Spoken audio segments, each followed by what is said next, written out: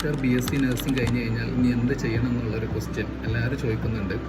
After BSc nursing കഴിഞ്ഞ് കഴിഞ്ഞാൽ നിങ്ങൾക്ക് ഒരുപാട് ഓപ്ഷൻസുകളുണ്ട്. അതിൽ പ്രധാനമായിട്ടും ഞാൻ അതിനെ ഒരു 3ആയിട്ട് തിരിച്ചിട്ടുണ്ട്. അതിലൊന്നെന്ന് പറയുന്നത് വർക്കിംഗ് ഇൻ എ പ്രൈവറ്റ് ഹോസ്പിറ്റലാണ്. നിങ്ങളുടെ BSc നഴ്സിംഗ് കഴിഞ്ഞതിന് ശേഷം നിങ്ങൾക്ക് സൗകര്യപ്രദമായിട്ടുള്ള ഒരു പ്രൈവറ്റ് ഹോസ്പിറ്റലിൽ വർക്ക് ചെയ്യാം. എന്നിട്ടൊരു 1 to 2 ഇയർ എക്സ്പീരിയൻസ് എടുത്തിട്ട് നിങ്ങൾക്ക് എന്ത് ചെയ്യാൻ പറ്റും, ഒരു DH, HAD, അതുപോലെ തന്നെ എന്താ പറയുക പ്രോമെട്രിക് എക്സാമുകൾ എഴുതിയിട്ട് മിഡിൽ ഈസ്റ്റ് കൺട്രിയിലോട്ട് പോകാൻ പറ്റും. അത് നിങ്ങൾക്കൊരു ഓപ്ഷനാണ്. അതല്ല എന്നുണ്ടെങ്കിൽ നിങ്ങൾക്ക് ഇനി MSc പഠിക്കാൻ താല്പര്യമുള്ളവരാണെന്നുണ്ടെങ്കിലും നിങ്ങൾക്കൊരു പ്രൈവറ്റിൽ ഒരു 1 ഇയർ എക്സ്പീരിയൻസ് ചെയ്തതിനു ശേഷം നിങ്ങൾക്ക് MScക്ക് അപ്ലൈ ചെയ്തിട്ട് MSc പഠിക്കാവുന്നതാണ്. ഇതാണ് ഒരു ഓപ്ഷൻ. രണ്ടാമതെന്ന് പറയുന്നത് യൂറോപ്പ് കൺട്രീസുകളാണ്. IELTS അതേപോലെ OET പോലുള്ള എക്സാമുകൾ എഴുതിയതിനു ശേഷം നിങ്ങൾക്ക് യൂറോപ്പ്, UK, കാനഡ പോലുള്ള കൺട്രീസിലോട്ട് പോകാം. അല്ലെങ്കിൽ ജർമ്മൻ ലാംഗ്വേജുകൾ പഠിച്ചതിന് ശേഷം നിങ്ങൾക്ക് ജർമ്മനിലോട്ട് പോകാം. ഇത് ഒരു ഓപ്ഷനാണ്. ഇങ്ങനെ താല്പര്യമുള്ളവർക്ക് ഇങ്ങനെ പോകുന്നതാണ് ഏറ്റവും ബെറ്റർ. മൂന്നാമത്തതാണ് എല്ലാവരും ചോദിക്കുന്നത്, ഒരു government hospital as a nursing ഓഫീസറായിട്ട് എങ്ങനെ വർക്ക് ചെയ്യാം എന്നുള്ളതാണ്. നിങ്ങൾക്കറിയാം, ഗവൺമെൻറ് ഹോസ്പിറ്റലിൽ വർക്ക് ചെയ്യണമെന്നുണ്ടെങ്കിൽ, ഒരു ഗവൺമെൻറ് എംപ്ലോയി ആയിട്ട് വർക്ക് ചെയ്യണമെന്നുണ്ടെങ്കിൽ അതിൻ്റെ സെലക്ഷൻ പ്രോസസ്സ് എന്ന് പറയുന്നത് PSc ത്രൂ ആണ്. നിങ്ങൾ PSc എക്സാമുകൾ എഴുതണം. അതിനുവേണ്ടി നിങ്ങൾ PScക്ക് വേണ്ടി പ്രിപ്പയർ ചെയ്യണം. പ്രധാനമായിട്ടും ഒരു BSc നഴ്സിംഗ് കഴിഞ്ഞവർക്ക് 3 എക്സാമുകളാണ് വരുന്നത്.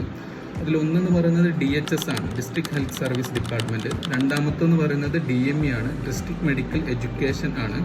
മൂന്നാമത്തെന്ന് പറയുന്നത് IMS, ഇൻഷുറൻസ് മെഡിക്കൽ സർവീസസ് ആണ്. ഓക്കെ, ഇത് 3 എന്താണെന്നുള്ളത് വിശദമായിട്ട് നിങ്ങൾ അറിഞ്ഞിരിക്കണം. പലർക്കും ഓരോന്നായിട്ട് നോക്കാം. ഫസ്റ്റ് എന്ന് പറയുന്നത് DHS ആണ്, district health service. District health service എന്ന് പറഞ്ഞാൽ മെഡിക്കൽ കോളേജുകൾ ഒഴികെയുള്ള എല്ലാ ഗവൺമെൻറ് ഹോസ്പിറ്റലുകളിലോട്ടും നഴ്സുമാരെ സെലക്ട് ചെയ്യുന്ന എല്ലാമുകളെയാണ് DHS എന്ന് പറയുന്നത്. FHC, അതേപോലെ തന്നെ CHC, താലൂക്ക് ഹോസ്പിറ്റലുകൾ, ജനറൽ ഹോസ്പിറ്റലുകൾ, ഡിസ്ട്രിക്ട് ഹോസ്പിറ്റലുകൾ തുടങ്ങിയ ഹോസ്പിറ്റലിലോട്ടൊക്കെ നഴ്സിംഗ് ഓഫീസർമാരെ റിക്രൂട്ട് ചെയ്യുന്നതിനാണ് നമ്മൾ DHS എന്ന് പറയുന്നത്. ഓക്കെ, DME എന്ന് പറയുന്നത് എന്താണ്, മെഡിക്കൽ കോളേജിലോട്ട്, അല്ലെ എല്ലാ ജില്ലയിലും ഓരോ മെഡിക്കൽ കോളേജുകളൊക്കെ ഉണ്ട്.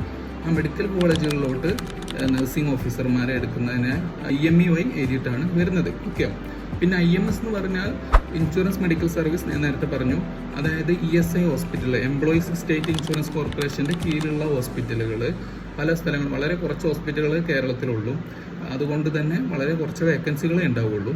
ഹോസ്പിറ്റലിലോട്ടോ അല്ലെങ്കിൽ അവരുടെ ഡിസ്പെൻസറിലോട്ടോ നിങ്ങൾക്ക് ഒരു നഴ്സിംഗ് ഓഫീസറായിട്ട് വർക്ക് ചെയ്യാൻ നിങ്ങൾ ഈ IMS ത്രൂ ആണ് നിങ്ങൾ PSc എഴുതി വരേണ്ടത്. ഓക്കെ, എന്താണ് നമുക്ക് പ്രധാനമായിട്ട് DHSഉം DME നോക്കാം. ഇത് തമ്മിലുള്ള ഡിഫറൻസ് അറിഞ്ഞിരിക്കണം. DHS എന്ന് പറയുന്നത് ഞാൻ പറഞ്ഞു ജില്ലയിലകത്തുള്ള മെഡിക്കൽ കോളേജുകൾ ഒഴികെയുള്ള ഹോസ്പിറ്റലുകളാണ്. ഇതിൻ്റെ ഒരു ഗുണം എന്ന് വെച്ച് കഴിഞ്ഞാൽ ചിലപ്പോൾ നിങ്ങൾക്ക് നിങ്ങളുടെ തൊട്ടടുത്തുള്ള FHCകൾ, വീടിൻ്റെ തൊട്ടടുത്തുള്ള FHCയിലോട്ട് നിങ്ങൾക്ക് എന്ത് ചെയ്യാൻ പറ്റും, നിങ്ങൾക്ക് അവിടെ നഴ്സിംഗ് ഓഫീസറായിട്ട് വർക്ക് ചെയ്യാൻ പറ്റും. ഇതിൻ്റെ ഗുണം നിങ്ങൾക്ക് വീടിന് പെട്ടെന്ന് പോയി വരാൻ പറ്റും എന്നുള്ളതാണ് ഇതിൻ്റെ ഒരു ഗുണം. ഓക്കെ, പക്ഷേ DME അങ്ങനെയല്ല, മെഡിക്കൽ കോളേജ് ആണ് ഒന്ന് ഉണ്ടാവുള്ളൂ. അപ്പോൾ നിങ്ങളുടെ വീടിൻ്റെ തൊട്ടടുത്ത് മെഡിക്കൽ കോളേജ് ഉള്ളവരാണെങ്കിൽ അങ്ങനെ, അല്ലെങ്കിൽ കുറച്ച് ട്രാവൽ ചെയ്യേണ്ടി വരും. അതാണ് ഇതിൻ്റെ ഒരു ഡിഫറൻസ്. രണ്ടാമത്തെ പറയുന്നത്, ആസ് എ മെഡിക്കൽ കോളേജ് എന്ന് പറയുന്നത് നമുക്കറിയാം ഭയങ്കര തിരക്കായിരിക്കും, മോർ പേഷ്യൻസ് ആയിരിക്കും, എന്താ പറയുക കൂടുതൽ വളരെ ക്രൗഡഡ് ആയിരിക്കും. DHSലോട്ട് വരികയാണെന്നുണ്ടെങ്കിൽ നമുക്കറിയാം ചെറിയ ഹോസ്പിറ്റലുകളാണ്, അത്ര പേഷ്യൻസ് തിരക്കുണ്ടാവില്ല. അതാണ് ഇതിൻ്റെ മറ്റൊരു ഗുണം എന്ന് പറയുന്നത്. ഇനി തമ്മിലുള്ള മറ്റൊരു ഡിഫറൻസ് എന്ന് പറയുന്നത്, ഒരു 400-500 ബെഡിൻ്റെ ഹോസ്പിറ്റൽ എക്സ്പീരിയൻസ് കിട്ടും ആസ് എ DME ഒരു മെഡിക്കൽ കോളേജിൽ വർക്ക് ചെയ്യുന്നവർക്ക്. എന്നാൽ DHSൽ വർക്ക് ചെയ്യുന്നവർക്ക് അത്ര എക്സ്പീരിയൻസ്ഡ് ആയിരിക്കില്ല. DHSൽ പ്രൊമോഷൻസ് വളരെ സ്ലോ ആയിരിക്കും. എന്നാൽ DME മെഡിക്കൽ കോളേജുകൾ പോലുള്ള ഹോസ്പിറ്റലുകൾക്ക് നിങ്ങളുടെ പ്രൊമോഷൻസ് വളരെ പെട്ടെന്നായിരിക്കും. അതാണ് ഇതിൻ്റെ തമ്മിലുള്ള പ്രധാനമായിട്ടുള്ള ഒരു ഡിഫറൻസ് എന്ന് പറയുന്നത്. ഓക്കെ, എപ്പോഴാണ് എക്സാം വരുന്നത്, എങ്ങനെയാണ് എക്സാമിന് അപ്ലൈ ചെയ്യുന്നത്? പലർക്കും, ഈ വീഡിയോ കാണുന്നവർക്ക് പലർക്കും ഇപ്പോഴും ഒരു PSc പ്രൊഫൈൽ പോലും ഇല്ലാത്തവരുണ്ട്. ഓക്കെ, ആ PSc പ്രൊഫൈൽ നിങ്ങൾ ഇനി എപ്പോഴൊക്കെയാണ് എക്സാം ഉണ്ടാവുക എന്നുള്ളത് നോക്കാം. സാധാരണ 6 വർഷം കൂടുമ്പോഴാണ് നഴ്സിംഗ് ഓഫീസർ റിക്രൂട്ട്മെൻറ്റ് നടക്കാറ് PScയിൽ. അപ്പോൾ നിങ്ങൾ പേടിക്കേണ്ട ആവശ്യമില്ല. ഇപ്പോൾ DMEയുടെ അപ്ലൈ ചെയ്യേണ്ട സമയമൊക്കെ കഴിഞ്ഞു. പക്ഷേ നിങ്ങൾ വിചാരിക്കും, അയ്യോ ഇനി 6 വർഷം വരെ കാത്തിരിക്കേണ്ടതെന്നൊക്കെ വിചാരിക്കും. പക്ഷേ അതിൻ്റെ ആവശ്യമില്ല. അതിൻ്റെ ഇടയ്ക്കൊക്കെ നിങ്ങൾക്ക് നോൺ കാൻഡിഡേറ്റ് അവൈലബിലിറ്റി എക്സാമുകൾ വിളിക്കാറുണ്ട്. അതായത് നിങ്ങളുടെ കമ്മ്യൂണിറ്റി ബേസ്ഡ് എക്സാമുകൾ വിളിക്കാറുണ്ട്. ഓക്കെ, അപ്പോൾ നിങ്ങളെപ്പോഴും അതിന് പ്രിപ്പയർ ആയിട്ട് നിൽക്കുക എന്നുള്ളതാണ്. ഓക്കെ, ഇനി എങ്ങനെയാണ് ഒരു ഗവൺമെൻറ് നഴ്സിംഗ് PSc എക്സാമിന് അപ്ലൈ ചെയ്യേണ്ടതെന്നുള്ളതാണ്. നിങ്ങൾക്ക് ഒരു 1 ടൈം PSc പ്രൊഫൈൽ ഉണ്ടായിരിക്കണം. അതിൽ നിങ്ങൾ പഠിച്ചിറങ്ങിയ, ഇപ്പം ഫോർ എക്സാമ്പിൾ ഒരു BSc നഴ്സിംഗ് കഴിഞ്ഞ് കഴിഞ്ഞാൽ നിങ്ങളുടെ എല്ലാ സർട്ടിഫിക്കറ്റും നിങ്ങളുടെ ക്വാളിഫിക്കേഷൻസ് എല്ലാം അതിൽ ആഡ് ചെയ്യണം. ഓക്കെ, അങ്ങനെ വരുമ്പം എക്സാം വിളിക്കുന്ന സമയത്ത് നിങ്ങളുടെ ആ പ്രൊഫൈലിൽ ഒരു നോട്ടിഫിക്കേഷൻ വരും. അത് നിങ്ങൾ എലിജിബിലിറ്റി ആണെന്നുണ്ടെങ്കിൽ നിങ്ങൾക്ക് അതിന് അപ്ലൈ ചെയ്യാവുന്നതാണ്.